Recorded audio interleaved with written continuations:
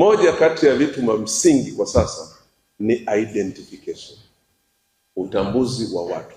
Na watu hawa wakitambuliwa, wakapata vitambulisho au utambulisho, na utambulisho ni namba ile ya utambulisho, lakini baadaye ile kadi ambayo inakuwa ina chip ambayo imebeba utambulisho wako.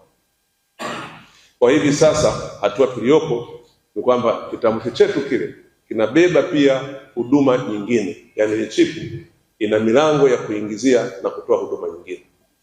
Unaweza ukabeba pesa kwenye kile kitambulisho, ukabeba utambulisho kwa ajili ya NHIF. Sasa hivi bima ya afya iko mle. Unaweza ukabeba utambulisho kwa ajili ya mifuko ya jamii. Tunaendelea kidogo kidogo kufanya hiyo integration, lakini mpaka sasa hivi huduma kadhaa zimo kwenye kitambulisho chetu.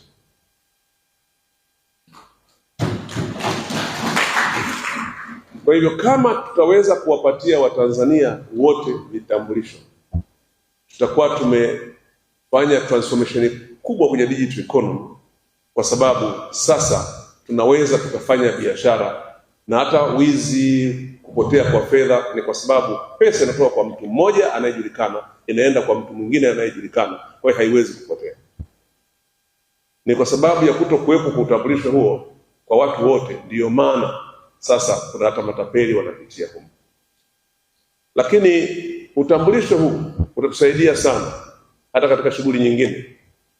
Unatoka hapa, unaweza kaenda benki, na kadi ile zinatofautiana. Ile kadi ni tofauti na kadi ya benki. Kadi ya benki ukiweka kwenye card reader hapa, inasoma kutoka pale kwenye card reader, kadi ya benki inaenda kwenye database somewhere, hata ukienda kwenye ATM, alafu inarudisha pale, alafu inakwambia wewe ndio fulani, alafu unafanya.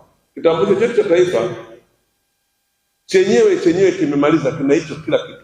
Hata ukienda kwenye card reader utapata information zako pale pale na unapata huduma pale pale.